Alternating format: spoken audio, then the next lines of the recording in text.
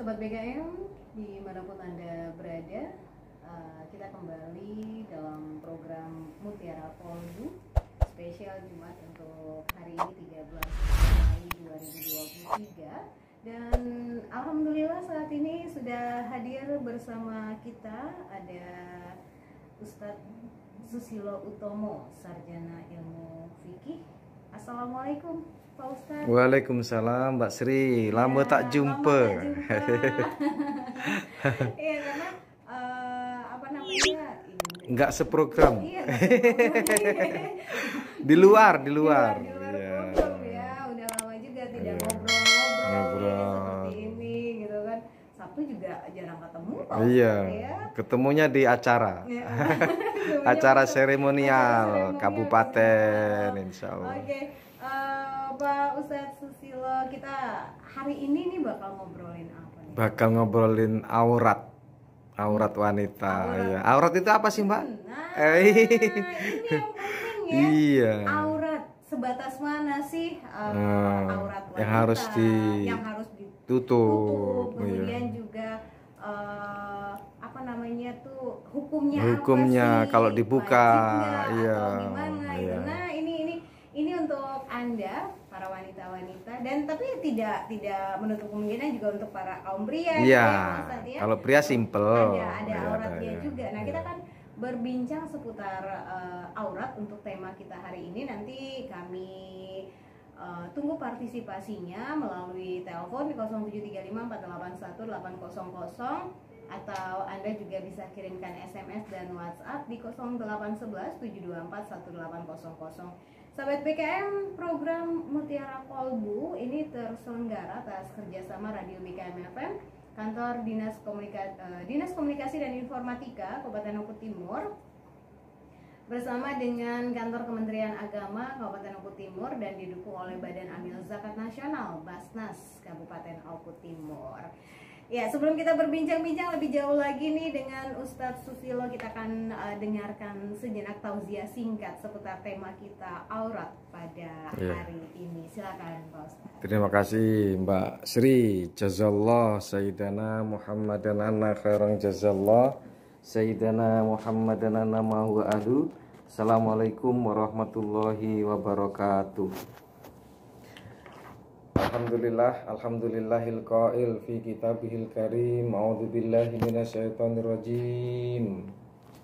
Ya ayyuhan nabiyyu kulli azwajika wa banatika wa nisa'il mu'minin yudnina 'alaihinna min jalabibihinna. Alhamdulillah.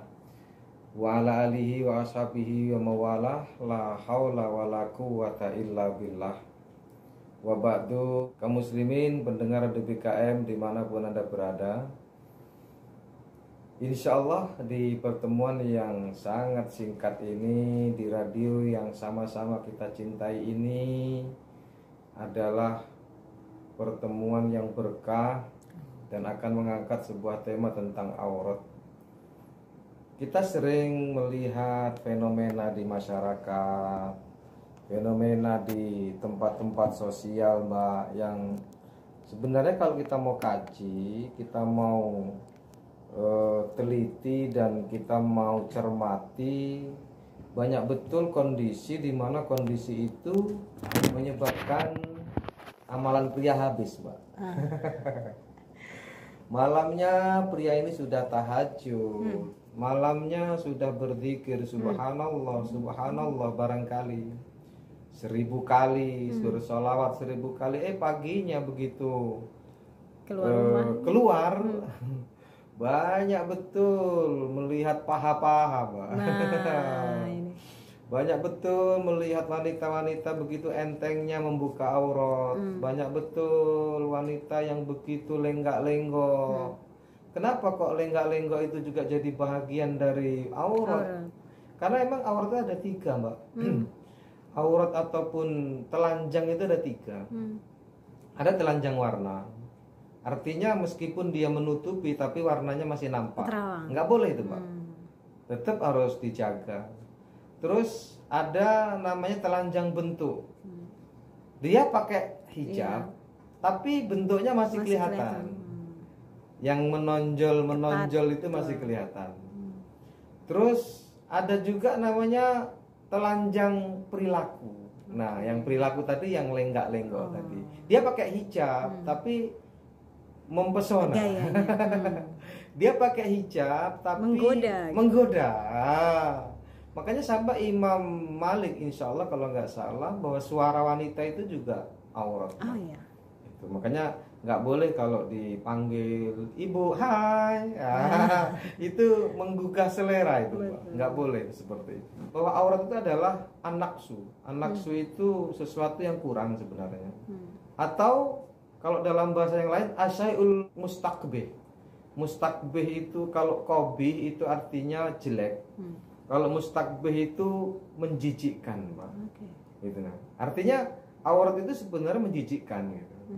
Hanya saja kemudian di dalam syar'inya tutlaku syar'an alama yahrumu nadruhu, yaitu sesuatu yang tidak boleh dilihat. Artinya tidak boleh dilihat yang itu, yang batasan-batasan itu tidak boleh dilihat. Kemudian yang melihat pun nanti juga ada hukumnya. Dan kita tidak akan membahas itu tentang bagaimana hukumnya orang yang melihat nanti itu di pertemuan yang selanjutnya. Tapi hari ini Mbak kita fokus pada aurat itu apa sih sebenarnya, terus batasannya seperti apa. Kalau dibilang dalam syariat adalah alama yahrumu nadruhu, yaitu apa yang tidak boleh atau haram dilihat. Maka kemudian lahir dari pemahaman ini, laki-laki itu sampai batasannya yang haram dilihat adalah ma baina surratihi wa rukbataihi, yaitu antara surah itu pusat kemudian sampai ke lutut. Jadi lututnya itu ya ketutup gitu loh, Mbak. Ketutup. Nah, kemudian kalau perempuan jami'u badaniha illal wajh. Jadi seluruh badannya bagi wanita ini kecuali wajah, wal kafain, dan telapak tangan. Dhahron wa batinan ilal ku'ain. Jadi kalau wanita ini auratnya yang masyhur adalah seluruh badannya. Waktu sholat ini seluruh badannya kecuali wajah dan kedua telapak tangan. Kedua telapak tangan ini apakah yang di luar atau yang di dalam? Sampai pergelangan. Jadi batasnya di sini, Mbak. Jadi jenengan sholat pun ini nggak ketutup nggak apa-apa. Tetapi ada pendapat di kalangan mazhab Syafi'i yang ditulis atau di dalam kitab Fathul Qorib itu digambarkan bahwa perempuan itu auratnya adalah seluruh badannya dalam sholat ini. Kalau dalam sholat seluruh badannya kecuali muka dan telapak tangan, apakah yang luar atau yang di dalam sampai pergelangan? Ini dalam sholat. Wa fi kharijis sholat, dan di luar sholat jami'u badaniha. Jadi kalau di luar sholat justru seluruh badannya, Pak. Nah ini ada pendapat yang sedemikian. Makanya nanti kita tidak menutup kemungkinan sering melihat orang-orang yang bercadar. Bahkan nanti ada yang pakai burqa. Burqa itu yang tertutup semua, kayak lontong lah, Mbak. Semuanya ditutup, bahkan matanya pun ditutup. Nah ini, nanti kita akan bahas juga tentang bagaimana pendapat-pendapat para ulama madzhab tentang aurat wanita ini. Tapi kita akan bicarakan dulu tentang apa makna-makna yang menyebar dari saat ini kita memahaminya. Ada yang mengatakan hijab. Hijab itu apa sih, Mbak? Hijab itu kalau sekarang Mbak Sri dengar hijab, apa sih hijab tuh? Penutup ya? Penutup. Kalau jilbab? Penutup juga. Iya. Artinya jilbab itu penutup, hijab penutup. Kalau jilbab kadang memang pengertian kita adalah lembaran kain yang segi empat, padahal tidak, Mbak. Jilbab itu adalah gamis sebenarnya. Maknanya adalah gamis yang menutupi seluruh tubuh kecuali muka, telapak tangan, baik yang di luar atau yang di dalam, sampai pergelangan dan kaki. Jadi kaki itu terbuka saat orang berjilbab. Oh, wanita itu berjilbab berarti dia menutup seluruh tubuhnya kecuali muka, telapak tangan dan kaki. Itu berarti dia sudah berjilbab. Makanya orang yang berjilbab pasti berhijab. Tetapi orang yang berhijab belum tentu berjilbab. Nah, paham Mbak Sri? Ya kan? Orang yang berjilbab pasti berhijab. Pasti pakai. Pasti berhijab, pasti punya penghalang, namanya orang berjilbab. Tapi kalau orang berhijab belum tentu berjilbab, karena pengertian hijab itu banyak banget. Contoh, ada lagi nanti namanya khimar. Apa khimar, Mbak? Khimar itu kain lebar yang menutupi kepala kecuali mukanya. Jadi yang menutupi kepala kecuali mukanya sampai ke dada. Nah, jadi dadanya tertutup, Mbak. Banyak sekarang yang seperti ini, Mbak. Beli apa? Beli jilbab yang nutup dada. Padahal sebenarnya kalimat beli jilbab yang menutup dada itu salah sebenarnya. Harusnya dia beli khimar cukup. Tetapi pedagangnya kadang nggak ngerti. Nah itu masalahnya. Pedagangnya nggak ngeopo ini gitu. Nah sekarang Mbak Sri kalau pas ke pasar mau beli gamis, belinya apa? Beli gamis gitu ya. Beli gamis. Ya. Kalau beli jilbab, dapatnya apa? Kain segi empat ya. Betul. Padahal enggak, jilbab itu maknanya adalah seluruh kain yang menutupi badan perempuan kecuali muka, tangan, dan kaki. Nah sementara yang dimaksud orang-orang sekarang jilbab itu sebenarnya khimar ini. Gitu loh. Khimar ini adalah kain yang lebar yang menutupi kepala kecuali muka dan menjulur sampai ke dada. Kalau kerudung, Mbak, kerudung itu khimar sebenarnya, atau penutup kepala yang menutup seluruh kepala kecuali muka, tetapi nggak sampai menjulur ke dada. Kayak kalau di zaman tsunami itu ada jilbab tsunami. Jadi dimasukkan aja, tetapi nggak sampai ke dada. Pernah lihat nggak, Mbak? Sering. Belusuan kalau bahasa orang, nggak pakai peniti lagi, dia langsung dimasukkan aja. Dan itu nggak sampai menjulur ke dada, hanya sampai ke mungkin ke leher aja, bahu. Ada kan? Nah itu namanya kerudung baru. Nah kalau kerudung ini sebenarnya untuk kalangan mazhab nggak direkomendasikan, Mbak. Kenapa nggak direkomendasikan? Karena dadanya, peletotannya itu masih kelihatan. Maka yang direkomendasikan adalah apa? Jilbab yang kemudian dia pakai khimar. Ini yang paling sempurna. Kenapa? Nanti tangannya bisa ditutupi oleh jilbab itu juga, kan begitu. Lalu ada kemudian pengertian niqab. Pernah dengar, Mbak? Niqab itu kalau bahasa kita cadar. Ya, cadar. Cadar itu berarti apa, Pak? Mbak? Cadar itu berarti kain yang menutupi kepala kecuali mata. Jadi matanya tok yang dilihat, kelihatan. Nah ini banyak di kalangan mazhab siapa sebenarnya? Justru yang merekomendasikan untuk berniqab itu mazhabnya mazhab Asy-Syafi'i. Itu malahan. Tetapi di Indonesia ini yang mayoritasnya mazhab Asy-Syafi'i malah nggak pakai. Nah, kita ikut siapa yang untuk urusan ini? Kalangan wanita di Indonesia. Kalangan wanita di Indonesia yang membuka mukanya sempurna dibuka itu justru mazhab Maliki. Kenapa? Karena mazhab Maliki itu merekomendasikan kepada umatnya, mewasiatkan kepada umatnya, kepada pengikutnya bahwa wajah wanita itu bukan aurat. Itu, Mbak. Jadi ada, Mbak, tadi apa? ada namanya jilbab. Jilbab itu adalah gamis yang panjang yang menutup seluruh tubuhnya kecuali muka, tangan, dan kaki. Ada kemudian tadi himar. Himar itu adalah penutup kepala kecuali mukanya, tapi menjulur sampai ke dada. Ada kerudung. Kerudung itu seperti himar, tetapi dia tidak sampai ke dada. Nah, terus kemudian niqab atau cadar adalah penutup kepala dan badan kecuali matanya. Nah, yang terakhir ini Mbak ada namanya burqa. Burqa itu adalah menutup seluruh tubuhnya. Jadi matanya pun ditutup. Pernah nggak Mbak ngelihat wanita yang seperti itu?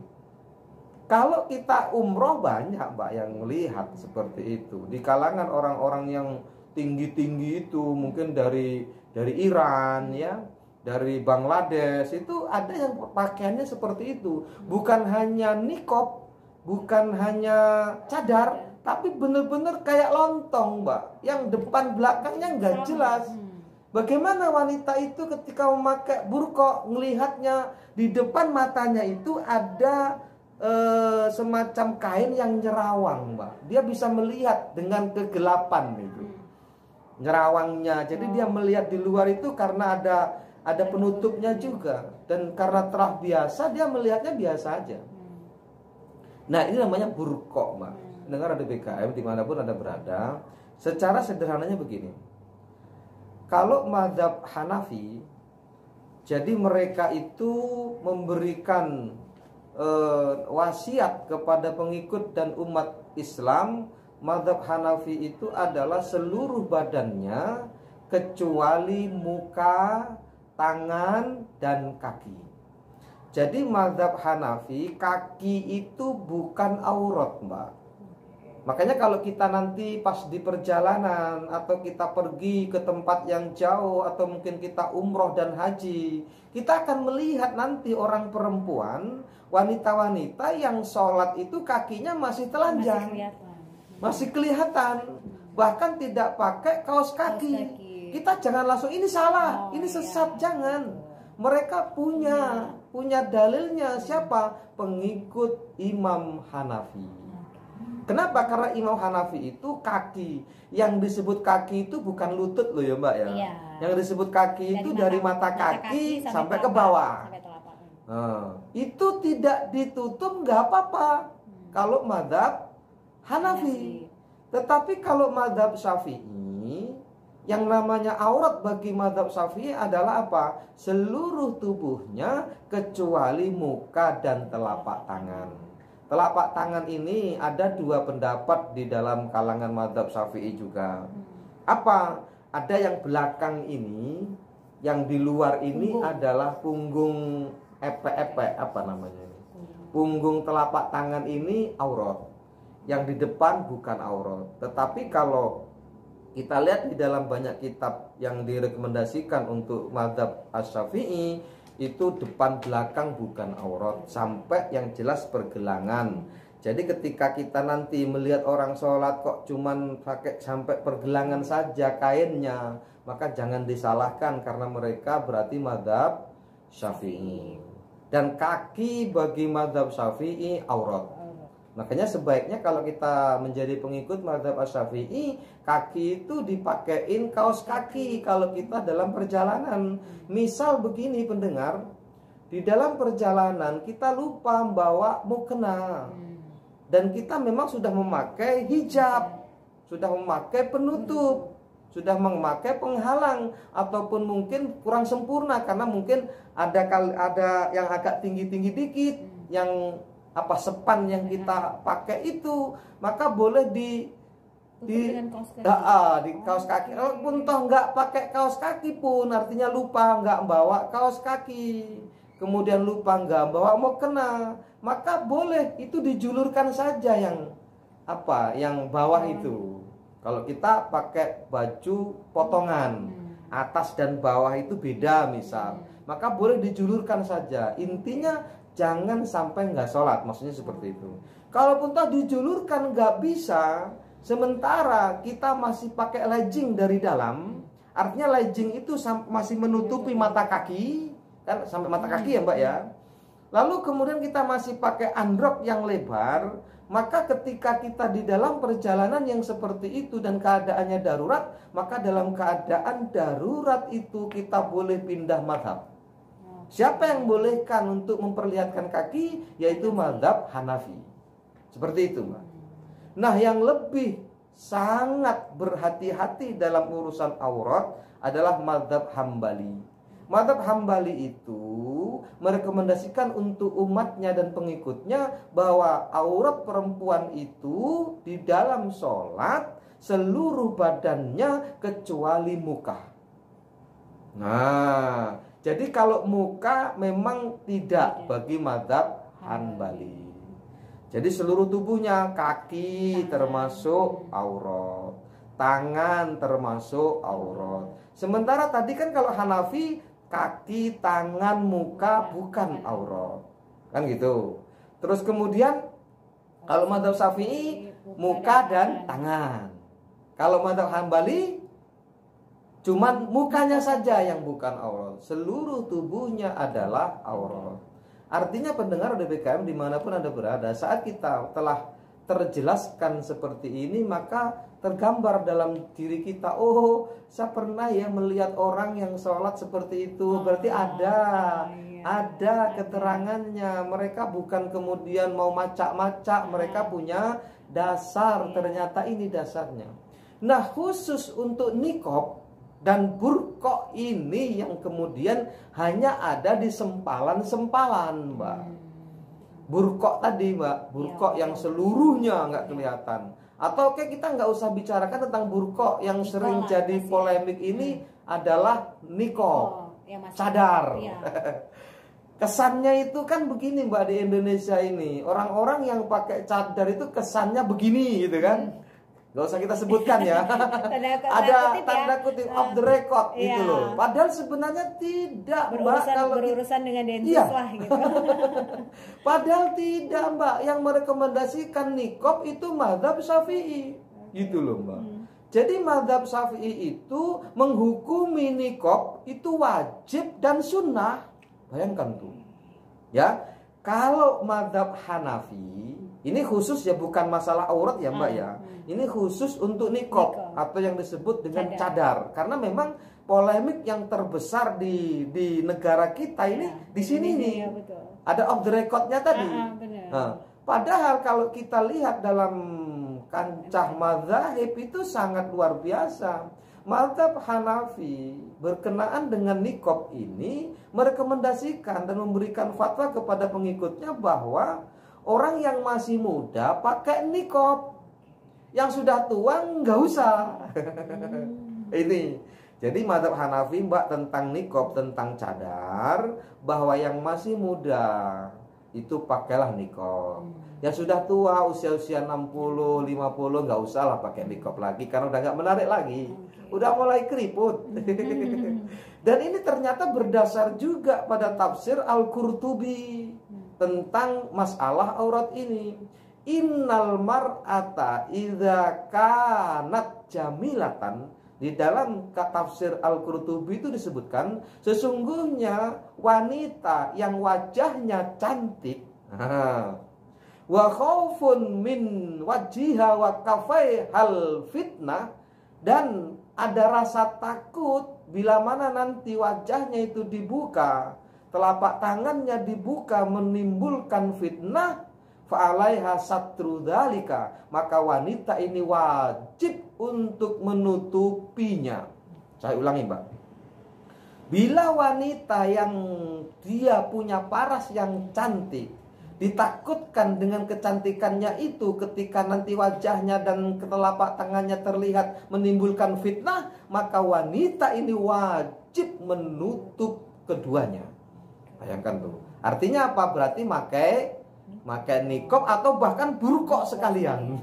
Jadi kayak lontong, nggak kelihatan semua. Nah, terserah. Di situ, Mbak. Asalkan apa tadi syaratnya? Dia boleh menutup karena dia cantik, yang kecantikannya saat diperlihatkan menimbulkan fitnah. Itu sering, Mbak, memang. Orang yang terlalu cantik itu menimbulkan fitnah, makanya ditutup saja.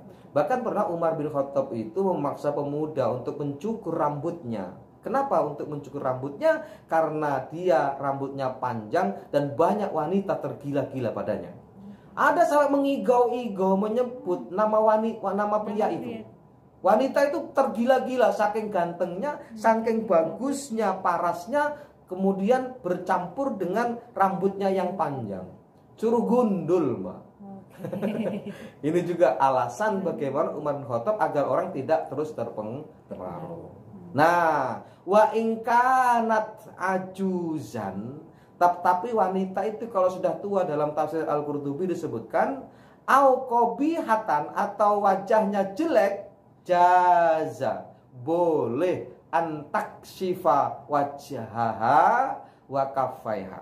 Maka orang-orang yang sudah tua dan tidak punya wajah yang cantik, maka boleh membukanya. Kenapa? Saat dibuka tidak menimbulkan fitnah. Nah, artinya apa, pendengar DBKM dimanapun Anda berada, mazhab Hanafi itu berafiliasi kepada apa? Kepada pengertian di dalam tafsir Al-Qurtubi ini, yang menafsirkan tentang aurat, tentang jilbab dan lain sebagainya. Artinya apa? Kalau mazhab Hanafi itu yang masih muda, yang dimungkinkan saat nanti mukanya itu dibuka menimbulkan fitnah, maka sebaiknya ditutup tinggal matanya saja, atau benar-benar burqah. Apa burqah tadi, Pak? Seluruhnya kayak lontong. Nah, kemudian kalau mazhab Maliki, Mbak, tentang niqab ini, tentang cadar ini, mazhab Maliki tidak mengatakan bahwa wajah itu adalah aurat, maka wajib membuka wajahnya. Jadi nggak ada niqab, itu mazhab Maliki. Artinya kalangan kita di Indonesia ini ternyata kalau urusan berhijab ikut mazhab Maliki. Nah, kalau mazhab Syafi'i sudah saya katakan tadi, saya bisa ulangi, mazhab Syafi'i tentang niqab, tentang cadar ini merekomendasikan kepada umatnya, kepada pengikutnya, bahwa ada sebagian dari mazhab Syafi'i mewajibkan, ada sebagian dalam mazhab Syafi'i mensunnahkan. Nah, mazhab yang terakhir yang buntil ada mazhab Al-Hambali. Mazhab Al-Hambali merekomendasikan kepada pengikut dan umatnya apa? Bahwa niqab atau cadar itu hukumnya mubah. Apa mubah, Mbak? Boleh. Artinya memakai cadar boleh, tidak memakai juga boleh. Tergambar, Mbak, sekarang tentang cadar ini. Mazhab Hanafi yang muda saja yang bercadar, yang tua nggak usah. Mazhab Maliki wajah bukan aurat. Mazhab Syafi'i wajib atau sunnah. Sementara mazhab Hambali adalah boleh. Silahkan mau pakai cadar atau tidak pakai cadar. Insya Allah, Mbak. Baik, jadi ini ya seputar aurat, ini apa namanya, tambah ilmu lagi nih, Pak Ustadz. Jadi bahwa ternyata ada beberapa, mungkin di Indonesia ini beberapa mazhab yang dipakai. Ya, ada ya yang empat, mayoritas empat. Ada yang Syafi'i karena kita lihat, tapi apa tadi ternyata dengan Maliki yang diikuti. Betul gitu. Dan masalah niqab tadi tuh memang kalau kita lihat di televisi, di tayangan-tayangan berita gitu, karena itu tadi gitu, karena rata-rata yang bermasalah itu mereka semua pakai itu. Padahal mungkin alasan mereka menggunakan itu untuk menutup diri mereka. Mengikuti gitu. mazhab Syafi'i. Gitu. Baik, Pak Ustadz. Jadi ini buat sahabat-sahabat BKM, kaum muslimin dan muslimat ya, kita jadi tahu seperti apa sih aurat ya yang harus ditutupi. Betul. Kemudian apa yang harus kita lakukan juga. Kita langsung buka line telepon buat yang ikutan berpartisipasi mau bertanya dengan Pak Ustadz kita.